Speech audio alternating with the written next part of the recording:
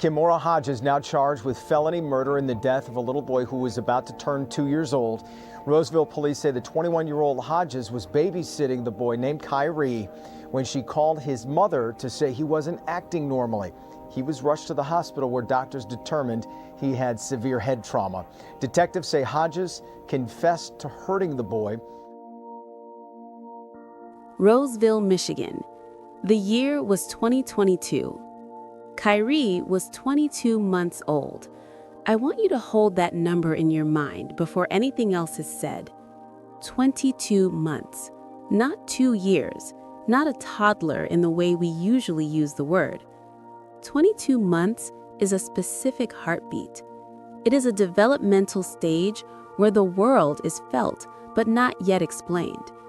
At 22 months, you cannot form the sentences to say, I am hurting. You cannot call for help. You cannot run. You cannot fight. A child of this age is a passenger in a world built entirely by adults. Kyrie was left in the care of a woman named Kimora Hodges. We look for the cracks in the beginning. We always do. We look for a shadow in the eyes or a tremor in the voice. But trust doesn't usually break with a bang. It starts with a mundane handoff, a bag of supplies, a goodbye at the door. A door that should have been a sanctuary. What happens behind that door was not witnessed. There are no cameras in the private hours. There were only 2 people in that room, one who couldn't speak, and one who chose a path of profound, irreversible darkness. What was witnessed was the aftermath. The medical professionals who received him saw a history written in bone. The injuries were catastrophic. The damage was total. Kyrie lingered for 1 week, 7 days without meaningful brain activity. In those hospital hallways, the silence is different.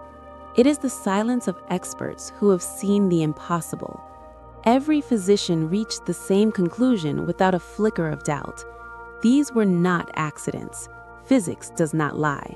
Biology keeps a record that the tongue refuses to speak. When investigators spoke to Hodges, she minimized.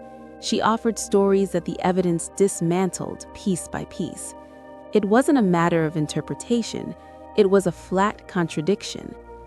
There is a specific kind of cruelty in shrinking the size of a tragedy. To call the destruction of a life an accident is a second form of violence. It is an attempt to rewrite a victim's reality while they are still in the bed. In 2025, the gears of the law finally finished their turn. Say hi. I live with the man. What? He's my best friend.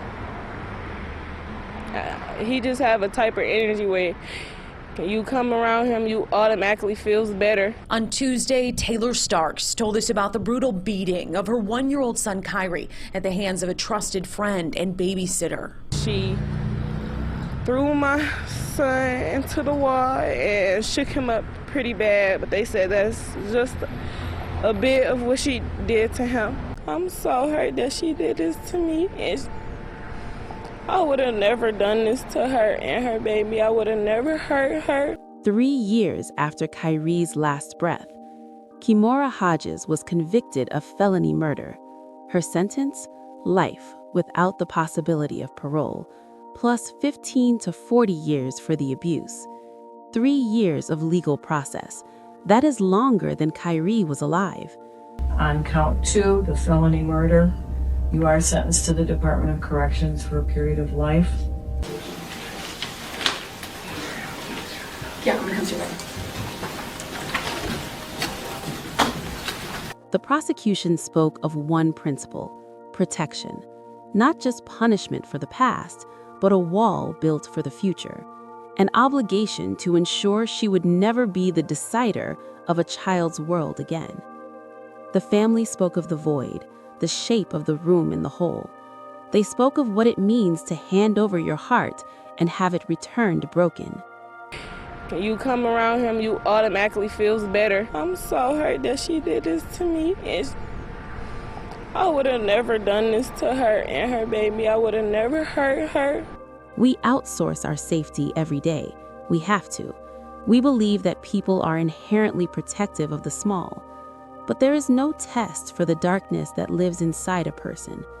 Background checks don't catch the moment a person decides to break. References don't see the flickering failure of the soul. The justice system is a reactive machine.